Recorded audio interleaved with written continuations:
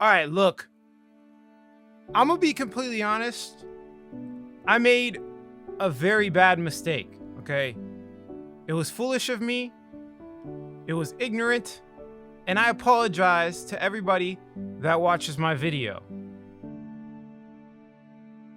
In the last Polkadot video that I made, I accidentally, okay, so please bear with me here. I'm normal, I'm human. Yes, I invested in Ethereum at $3 to $7, but I will make mistakes, especially when I'm researching hundreds of cryptocurrencies. I called, okay, and it was an accident. I promise, it was an accident, okay? Bear with me. I called Polkadot a layer 1. You suck. I know. You might as well just stop listening to me, to be completely honest, because just kidding. Of course, I know what I'm talking about. It was an accident. So let me fix that with this video here. Polkadot is not a layer 1. Polkadot is a 0 to 1 invention in the 0 to 1 cryptocurrency space. I'm telling you that they are creating their own blue ocean. Polkadot is doing something we've never seen before. They have zero competition. Nobody is competing with Polkadot. In this video here, I'm going to be going over the macro conditions, the market conditions of Bitcoin, to see if we could flourish in the altcoin space, to see if Polkadot is going to increase in value as an investment opportunity. Also, I'm going to be giving you guys the most realistic price prediction I have ever created in any video. Like, I'm serious. Watch me break down the numbers. Towards the end of this video, it's going to get extremely detailed. Keep watching.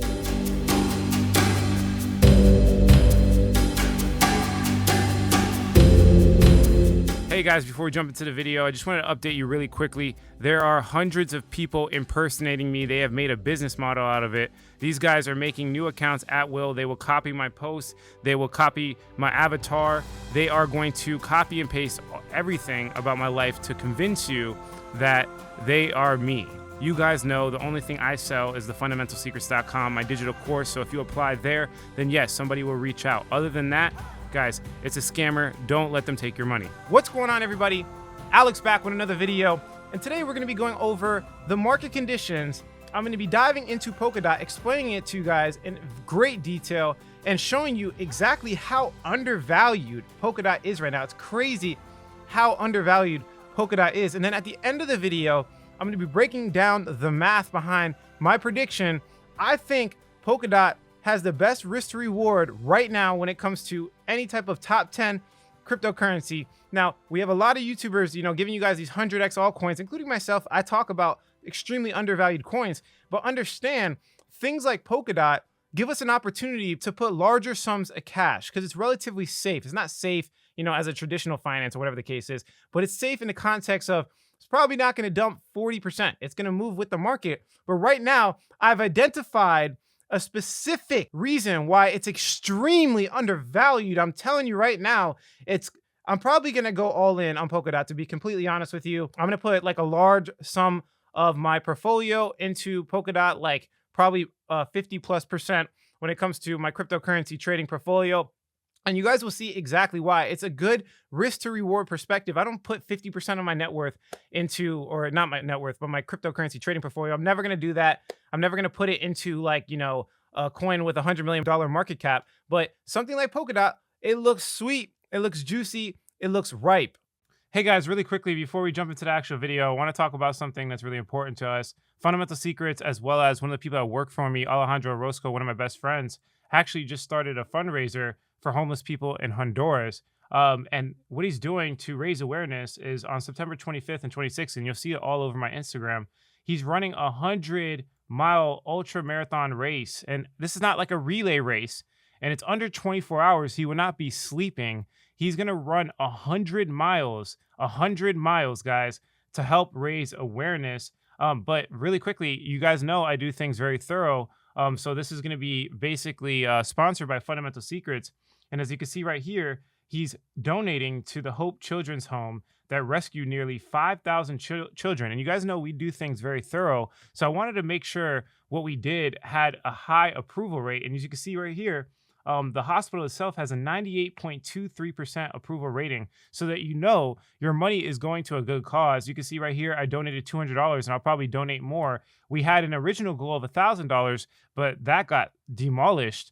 So if you guys could just really, really do me a favor, even if it's just $1, $2, just go to the link in the description below, donate a couple bucks. It's not that big of a deal. It's just a couple bucks and you'll be contributing to a good cause. I plan on starting a nonprofit organization to help more people. So you'll see more good things like this. It makes us feel good. Not only that, but we're obviously helping other people and using the platform that God gave me to help others. So if you could do me a favor, just go to the link below and contribute, please. If not, it's okay. All right, let's keep watching. Okay, if you appreciate this content, do us both favors. Subscribe to the channel, turn on post notifications. Like, all you have to do is subscribe, and then there's like a little bell. Click that bell, turn on post notifications. Of course, share this video and like it for the search term algorithm. If you guys want to invest into this channel, all you have to do is those 4 things every single time, and you guys will help me out. Seriously. I talk about cryptocurrency entrepreneurship. I don't accept sponsorships by anybody, which allows me to have unbiased research. And I'm telling you right now, and I will say it again, and I know a lot of you have heard it multiple times, I am the hardest working cryptocurrency YouTuber on planet Earth. I provide you guys with the highest value quality research, and I am in here more than anybody else. I don't take vacations as often. I do. People are saying I'm unhealthy, but I do take vacations. I face all my fears, and I'm an actual entrepreneur, so I know how business works. Like, I actually know how business works. So in this video, I will prove that to you. I don't need to, like, I say it, but I'll prove it to you. I'll just show you right in front of your face how deep my research gets. So let's jump right into the topic of discussion. First, I'm going to go over some interesting news. Your constitutional privacy rights are under threat. Say it with me. No third-party doctrine in two-party transactions. I'll explain exactly what that means, but the government is attacking us again. Willy woo. Banning Bitcoin will require banning the internet and computers. Good luck with that. Decentralization, extremely powerful. The Pirate Bay is a torrenting website right now that is still up in the United States. They've tried to ban it. They've tried to sue it out of existence. But with peer-to-peer technology, it's extremely hard to ban peer-to-peer technology. Anybody could just upload the website. Same thing with Bitcoin, same thing with Polkadot, and same thing with these cryptocurrencies. They could try to regulate it all they want, but at the end of the day, it does not matter. In the short term, Polkadot looks good, and in the long term, it looks really good. And I'm telling you, this price prediction is going to blow your mind. But basically, the point here I'm trying to say is, look, parachain audits are wrapping up this week, and we'll move into fixing issues with SR Labs and publish report after. Basically, they're auditing parachain auctions on Polkadot. They're not going to tell us an exact day when it's going to come out, but it's coming out relatively soon. And I'm telling you, with this whole layer 1 battle that's happening right now, with all of these layer 1s competing for smart contract, adoption and stuff like that, we have kind of like the silent reaper coming in from the background as layer 0 technology, connecting to all the layer 1s kind of in the background. Can Polkadot pass Bitcoin? Can it pass Ethereum? I think it probably has the best chance, but I'll explain exactly why. Very interesting stuff there. If we look into more market conditions, we can see that there's protests happening in El Salvador. Now, I know you guys want to make it seem like it's all rainbows and butterflies, when it comes to a country adopting a legal currency, but the people are actually mad. Most people do not want cryptocurrency or Bitcoin specifically to be adopted as legal tender in their country. As you can see here, what the government is doing is arrogant and it's authoritarianism. 49-year-old protester, Dora Rivera, whatever, this guy basically was saying they kind of forced the Bitcoin adoption on the country. Bitcoin was a very big economic decision, and it was done totally illogically, sent to Congress and passed the same day. Opposition lawmaker, whatever, told Bloomberg, we're going through a profound fiscal crisis with the high cost of living and unemployment, and government response instead of serious economic policy is to adopt Bitcoin as legal tender. Again, like I said, most people in El Salvador are mad about the Bitcoin adoption. I just don't think they understand what it means. I think it's the best play, adopting Bitcoin as legal tender, because again, it's an exit against traditional monetary system. It's basically you're exiting the United States. Like for right now, if you guys don't understand how money works, the USD or the United States dollar is the world reserve currency. They pretty much control the whole entire earth because it's the most valuable currency and they can print it at will. They can literally print US dollars at will, right? So we have countries like Venezuela, Colombia is recently getting into cryptocurrency heavy, and of course El Salvador, that are at the bottom of the totem pole. They're really, really low. They're in some cases, like for example, Venezuela, their currency is hyperinflated, and they have nothing to show for it. So when they adopt something like Bitcoin, they're essentially canceling the powers of the United States that the United States has over their country. Now, right now, when it comes specifically to El Salvador, they still have United States dollar as legal tender, but adopting Bitcoin is helping them, cancel out a lot of the economic issues. So it seems like the people of El Salvador just don't understand what's going on, which is the biggest problem with cryptocurrency. And actually, this is exactly the reason why I set out to create this YouTube channel, and everything I do is to educate people on macroeconomics and exactly why Bitcoin is the best form of money. Okay. Now, what does this have to do with, for example, Polkadot, what we're going to talk about here? Well, understand that Bitcoin still to this day holds 40% dominance over the whole market. So if Bitcoin does well, it's going to make room, at least in the short term, for Polkadot or any other layer one or any other decentralized application. So we need to understand what Bitcoin's going to do. Guys, I know you want to make money now, but I don't see any coin like really beating Bitcoin, at least in the near future. And I'm talking about 3 to 5 years, maybe in 10 years, we see these cryptocurrencies flourish. But some of these systems take 10, 20 years to develop. And, what we're looking at here is maybe 3 to 5 years. We're really early. So again, I said this in my last video, if you're doing this and you're in it now, don't get discouraged. Think long term and pat yourself on the back for being at the cusp of innovation of this peer-to-peer technology. And we're just now seeing the horizon. We're seeing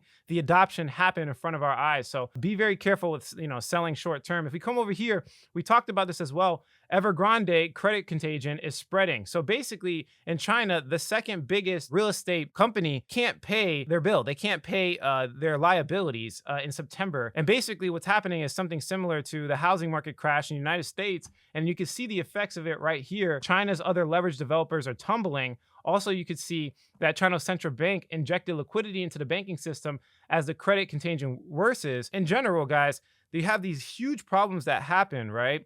Especially when it comes to inflation and monetary policy and this kind of like artificial system that they created. And then these companies will come out and be like, okay, bail me out, bail me out. We've seen it time and time again. We saw it with the housing market crash and everything like that. And the government, their hands are tied. It's not like they want to like put these people in jail. They have to bail them out, because if they don't bail them out, then, it's going to cause the domino effect to start falling. And China is one of the biggest economies on planet Earth. We're going to see the domino start falling and tipping other countries into like recessions, depressions. And the last domino is the United States. So just understand that things happen for a reason. All the economies of the world are connected, and China just looks like, it's the first to go. So we'll see what happens. We'll see how it plays out in the future. But understand macro conditions are set for Bitcoin success. And this is very important for pretty much anything. And this person here made a really good point. I'm 30 years old, and in my lifetime, 2 Ukrainian banks closed down, taking my savings with them. It didn't take long to convert me to Bitcoin. This is a common problem with other sides of the world. I know most of my viewers are from the United States,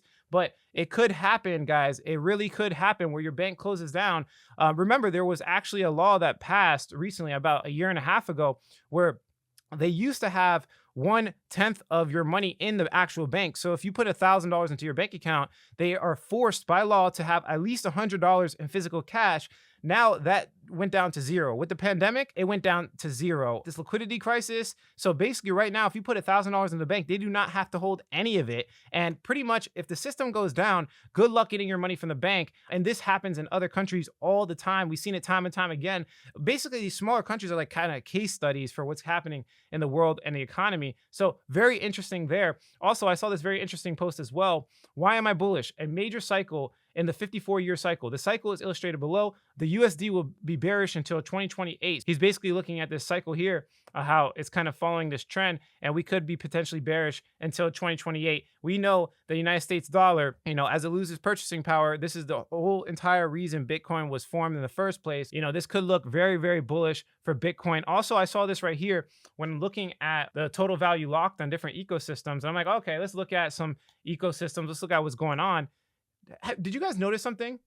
A top 10 coin's not even on this list. They don't even have any. It's crazy. I think I see Kusama right here at the bottom.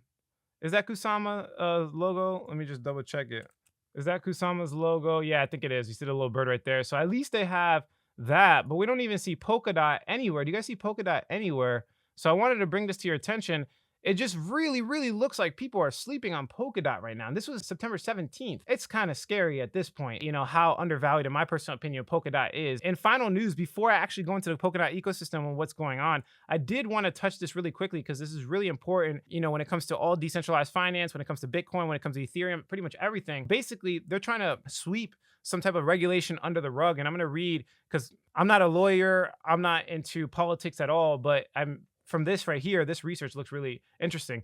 In previous months, the much discussed provision that would expand the definition of brokers who are required to report financial information to the government provoked intense public debate and opposition in the Senate. So basically, you guys know we talked about this infrastructure bill where they did not define the term brokers. Now they're kind of elaborating on it now and putting these rules and regulation. In the infrastructure bill passed by the Senate and now pending in the House, could make receiving digital assets, whether it's a cryptocurrency, an NFT, or any other digital asset, a felony if not reported correctly. This provision, which would apply to all Americans who receive any kinds of digital assets, has thus far escaped public or congressional scrutiny. So they're kind of trying to sweep it under the rug, and they're trying to pass it without letting anybody know pretty much.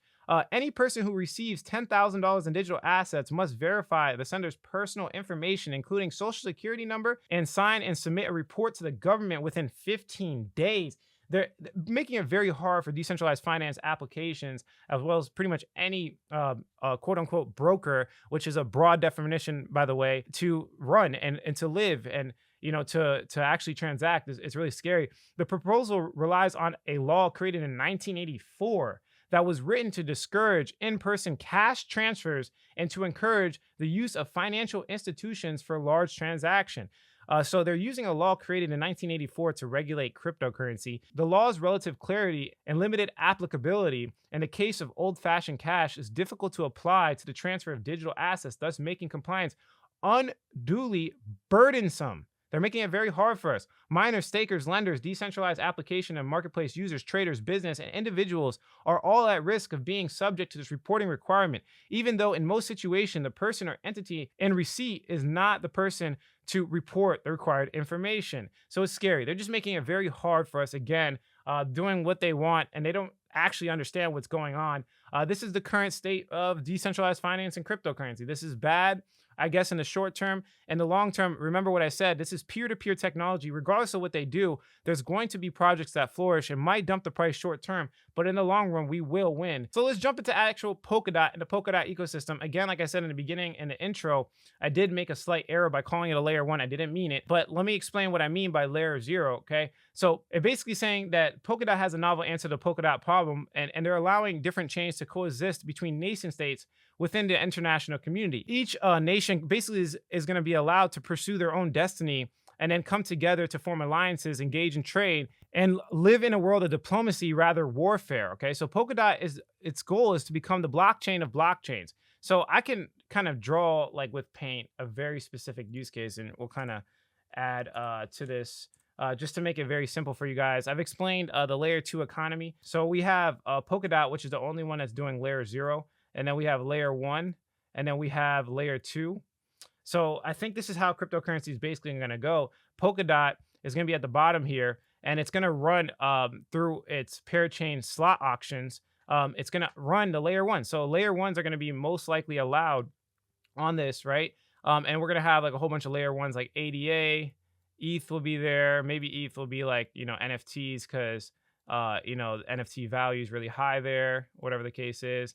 And then maybe we'll have like AVAX, right?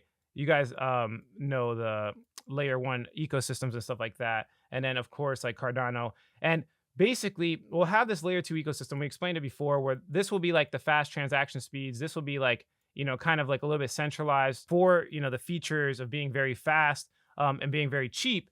But in all, these layer 1s will essentially be all run by kind of like, you can call it like the CPU of the computer, the big brain of the computer. And this is where all of the security will actually happen. Does that make sense? So basically, when it comes to the trilemma, right, we have this trilemma, which we know is scalability, right? Which is like speed and basically fees. And then we have security and we have decentralization. There's all different types of like formulas to the trilemma. And what they're doing here is they're just kind of outsourcing security, just taking away the security element.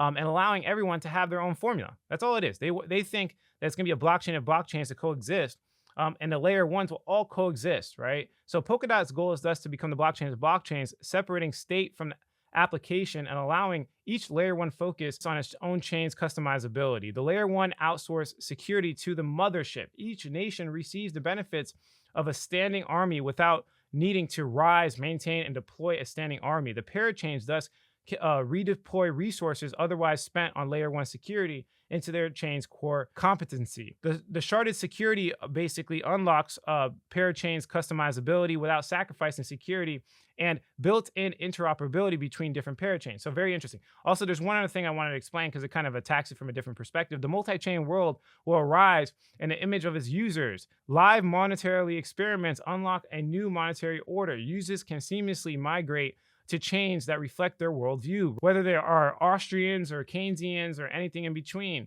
The same users will simultaneously live on different chains, a testament to the fragmentation and inconsistency of the human personality. So very interesting. This is so interesting. It's almost like they thought of it in a holistic perspective instead of trying to force people into one ideology. They believe everybody can coexist, similar to how the world works now. This is very, very good. So this is why I've been diving into the ecosystem. So if you guys are new to the channel, for sure, subscribe. Make sure you put on the post notification bell because I'm going to be going into pretty much every single coin on the Polkadot ecosystem so that we can see if things are undervalued or not. But today we're going to be talking about specifically Polkadot on a price prediction perspective. And one thing I did want to point out in comparison to all other, I guess you could say, smart contract platforms, not layer ones, okay? Not layer ones, but smart contract platforms, you could clearly see that they have been worked on a lot. Instead of Ethereum and Polygon, they are the third biggest by projects. People have been working on them for a very long time. Again, the big news is coming out very soon once they come out with their security audits and stuff like that. As you can see, this is actually from Gavin Wood.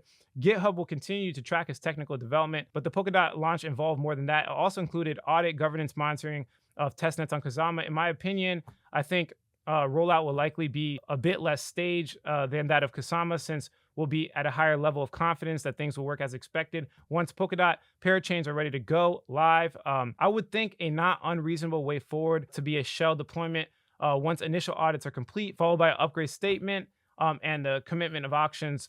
Once all security features are in, known issue squash, code audited and well tested. And as you can see here from this other guy, parachain audits are wrapping up this week. And this was actually on the 13th. So they should be wrapping up audits. And he clearly said once the security is in check, we can launch a parachain auction. So very, very interesting stuff there. One other thing I wanted to point out, and this is a little bit old, but it kind of shows how much Polkadot has been worked on, basically showing kind of the repositories of Polkadot versus, for example, Solana, which is all the hype right now. And what a repository is, it basically contains all of your project files, and each file's revision history. You can discuss, manage your project's work with the repository. So basically it's not the end all be all, and it's a little bit old being that this is from 2020, but it kind of just shows that even back then, there was so much more work happening on Polkadot. You can see here from 2019 and 2020, we only have 207 repositories. And then if we look at Polkadot, 966. So thinking about technical development and thinking about the actual technology behind it, it's clear that Polkadot has superior technology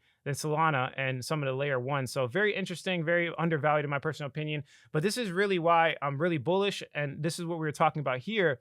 We're going to have auctions, slot auctions. And instead of me trying to explain it, let's just take it from Polkadot themselves. Let's watch it together, and then I'll kind of put my comments on it. And then from there, I'm going to show you one other reason why I think Polkadot's undervalued. And then we'll go into the actual price prediction, which I think is going to be really, really big. So stay tuned for that. But let's jump into this first.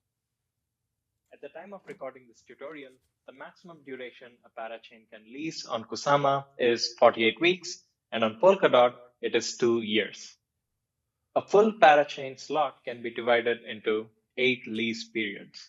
So the minimum duration a parachain can lease on Kusama is 6 weeks, and on Polkadot, it is 3 months. Basically, this is the time period in which they allow you to stay on Polkadot, and it can change, right? And you have to basically bid for it, which you'll explain, I'm sure. It is interesting to see that so far in Kusama parachain auctions, all the winning teams have bid for the maximum slot duration.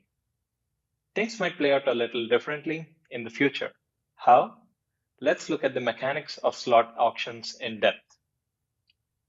Let me demonstrate a hypothetical situation where Project A placed a bid for 75 tokens for the entire slot duration, and Project B, which only plans to use 4 lease periods of the slot, bids 100 tokens for the range 1 to 4.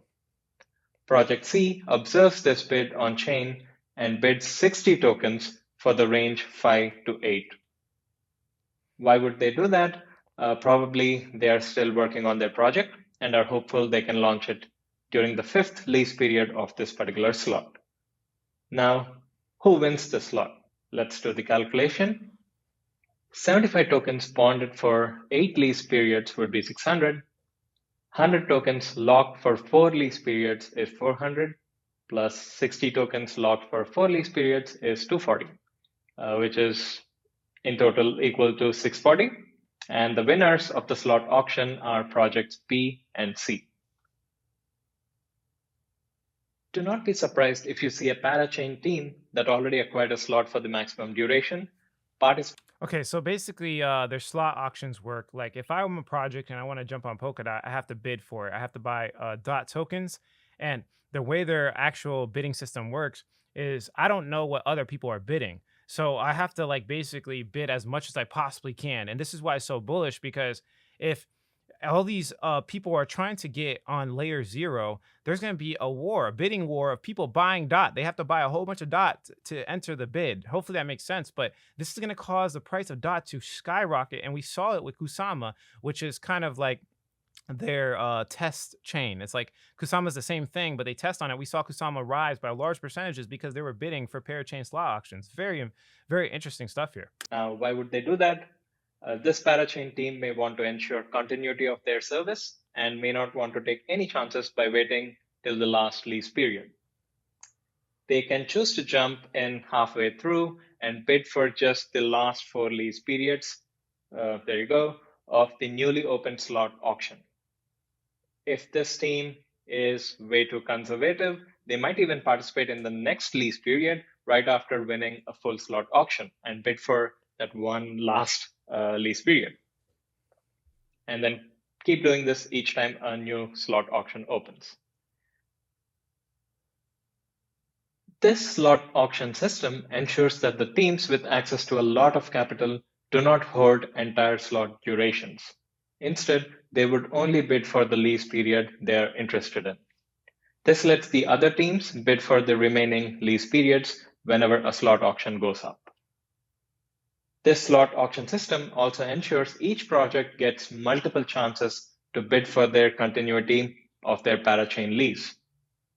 We shall witness a very dynamic interplay between the parachain teams during the auctions in the near future. Now let's discuss about the mechanics of the auction itself. Kusama and Polkadot use a slightly modified procedure of candle auctions, tailored for an open blockchain implementation. Once the auction starts, project teams will start placing their bids. At a known block number, the candle auction phase starts. It continues for a fixed duration and also ends at a known block number. Within this duration, the projects may keep updating their bids. See, this is what I was talking about when it comes to their auction system, right? Candle auctions. And here is the interesting part. The auction winning block is randomly picked from the candle auction phase, and whichever team has the highest bid during that block number is declared as the winner of the auction. So, and they literally don't know what everybody else is bidding. So it's like literally, okay, how much do we want this? Let's bid as much as we possibly can. Is the way the people are going to think when they're jumping on to Polkadot. So very, very, like, this is next level, guys. And it's going to, I think, make the price of Polkadot increase just simply off of that. And then the speculation that arises after that of the people that know exactly what I'm talking about here is going to help it increase exponentially, right? This simulates the real world situation where the candle flame is extinguished at some point during the auction, and the winning bid at that point of time wins the auction. Cool. It is worth knowing that both Kusama and Polkadot offer the facility of crowd loans on chain, where the projects can raise the capital for bidding in the auctions. The tokens are lent to the project teams on chain, and if the project wins the slot auction, these tokens are bonded throughout the lease period, and then returned back automatically after the lease ends. If the So it's basically locked away for their lease duration. Think about that. Think about that. project fails to win the auction, the tokens are returned back to the contributors at the end of the crowd loan campaign. For more information regarding parachain auctions, I want you guys to think about that. The biggest bidder gets their portion locked up for the duration of their lease. Just think of that. It's going to be super bullish. There's going to be millions of dollars, if not billions of dollars, getting locked away to bid for these slot auctions on Polkadot. So is Polkadot extremely undervalued? Well, let's look. As you can see here from SimilarWeb website search traffic, you can see specifically that Cardano is getting about 2.58 million views to their website, at least in August, right? If we look at Binance.com, they're getting 165 million. Now, this is a little bit biased because they do have the trading application and stuff like that, and people are coming back. But you can see that they're obviously overhyped. Solana, 3.3 million views to their website. Pretty crazy. On another note, Ripple looks maybe a little bit undervalued, depending on how their whole entire court case plays out. But they're only getting about 655,000 views to their website. And now let's look at Polkadot, under 1 million views. And this is the top 10 coin. This is the top 10 coin under 1 million views. Solana is getting 3.3 million views. That's about a 3x. Which plays into my price prediction. It looks like my price prediction is lining up to be really accurate. Now, I want to be very clear. When it comes to predicting the price of anything, I'm basically having layers of speculation. There's layers of speculation, and most of the time I'm going to be wrong. But what I try to do is I try to get really conservative with my price predictions. I rather undershoot than overshoot. So if I do better than my price prediction, I make more money. But in general, this price prediction, you'll see how I break down the numbers. It's extremely conservative. I am not, for example, taking in consideration Bitcoin being, surpassing gold and stuff. I'm not taking that in consideration. That's way too far out. And my prediction is going to be in the next maybe 3 to 5 months. So relatively short time frame for you guys, so you can kind of see how I'm thinking here. And I'll break down all the math very slow so you understand what I'm talking about. So if we look at CoinGecko, you can see that Polkadot is number 8 spot. We have Solana at number 7. We have Binance at 5, Cardano at 3. So what I want to do is compare it to Cardano. Now, we know that even though coin doesn't have, for example, smart contracts, it can still flourish. Cardano has smart contracts, but they're pretty much not usable right now. And it's still number 3 by market cap size. So it does not need to have smart contracts to do well or have a massive market cap. Polkadot clearly doesn't have that yet, but it can flourish with these slot auctions, with the parachain slot auctions. And one other perspective too, if we look at DOT versus ADA, basically what I did is I took the DOT's price versus USDT and divided by ADA USDT. So I'm comparing and contrasting both coins.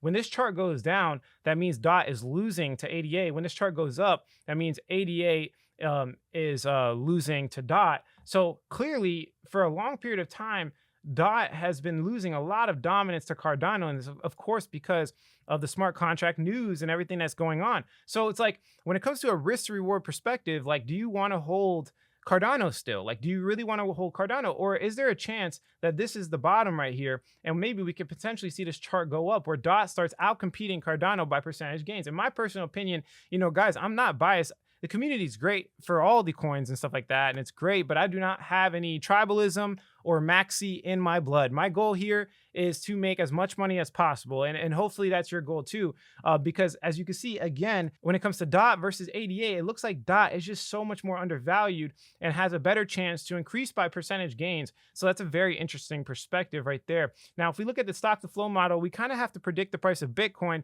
to predict the price of Polkadot, because again, like I said, it holds dominance. So the stock to flow model, we should be at the peak at right now, but when it comes to kind of what pretty much everybody knows by now, and I've said it on my channel multiple times, we are basically being manipulated by institutional investors. Right now, institutional investors are taking advantage of us. When everybody knows already the stock to flow model, which is like the most popular model in cryptocurrency, their goal is to invalidate it. They want to invalidate it so that they can take your bags, right? They want to dump here.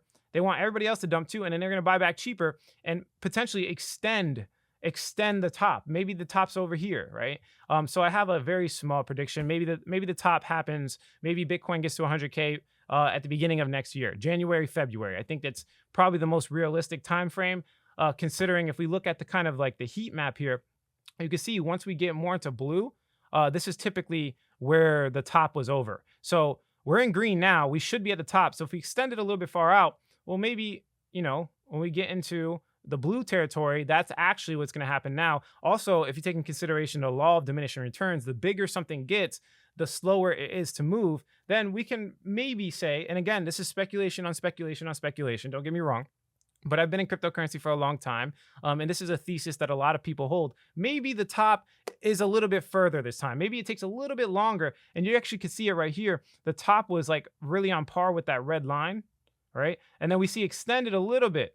I even called this in my other video. So right here would have been the top, like exactly where we are would have been the top in this cycle. But maybe the law of diminishing returns says, oh, maybe if we just kind of extend it to January, February, right? Maybe the top takes a little bit longer to get there this time. So taking that into consideration, January, February, if that happens to be the top for Bitcoin's price, we have logarithmic regression of Bitcoin's price on TradingView. So you can clearly see if I extend it out a little bit and we get to the top, maybe it's not 100K Bitcoin, but if we just look at this price here with logarithmic regression, you can see maybe Bitcoin hits 75K at the end of February. In the next 3 to 4 months, let's say Bitcoin, instead of hitting 100K, see how conservative I'm getting. I'm getting very conservative. Let's say Bitcoin only hits 75K. Let's say it breaks all-time highs slightly and it hits 75K. Okay, if that happens, it gets very interesting when it comes to percentage gains. So as you can see, again, Bitcoin at the top here, we take Bitcoin's current price and let's say we increase it to 75,000 in the next 3 or 4 months or whatever the case is.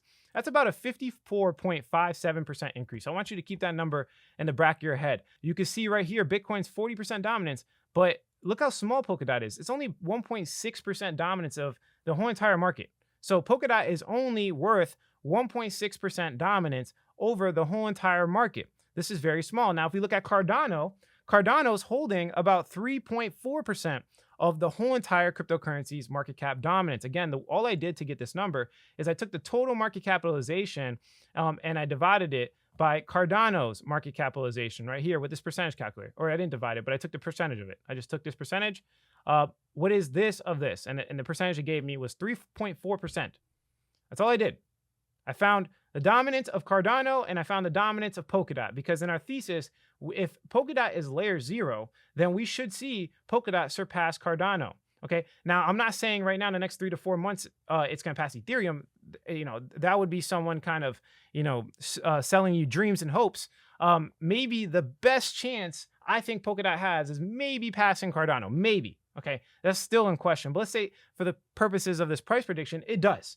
Let's say Polkadot passes Cardano and takes the percentage dominance. Now, we have to take in consideration, again, number one, Polkadot moving up to here. And we also have to take in consideration the market growing. So there's 2 different variables that are going to be taken consideration for our price prediction. And this is where it gets really interesting. Right now, Polkadot only has about 1.6% of the entire market's dominance. And Cardano has 3.4% of the entire market cap dominance, right? All I did, and it's very simple math, is I took the percentage increase that I think Bitcoin's going to increase by. So it's very simple. So we said that if Bitcoin gets to 75K, okay, from 48K to 75K is about a 54% increase.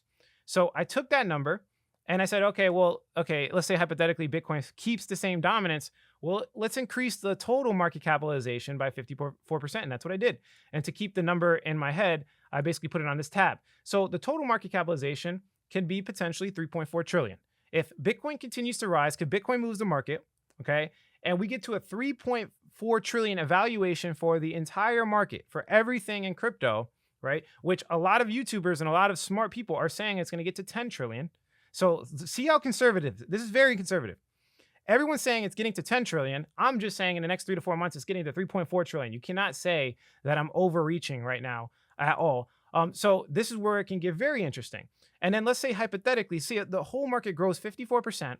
And then let's say hypothetically, Polkadot eats Cardano and takes dominance away from Cardano, and it's number 3 on CoinGecko, which you can't say I'm overreaching there either, right? Because I'm not saying it's going to beat Ethereum. I'm just saying it could potentially beat Cardano. That's all I'm saying, right? So let's say it takes the number 3 spot, then we could see the price of Polkadot increasing by 224%, which is about a 2.24x in the next 3 to 4 months.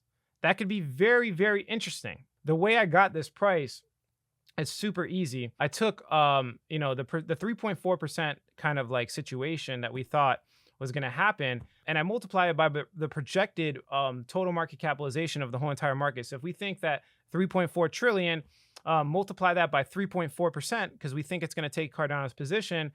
This is where you can get to some very interesting numbers. So very simple. All I did was take that number, that large number of 3.4%, and I got the total market capitalization of, potentially in the future, Polkadot, right? Which is right here.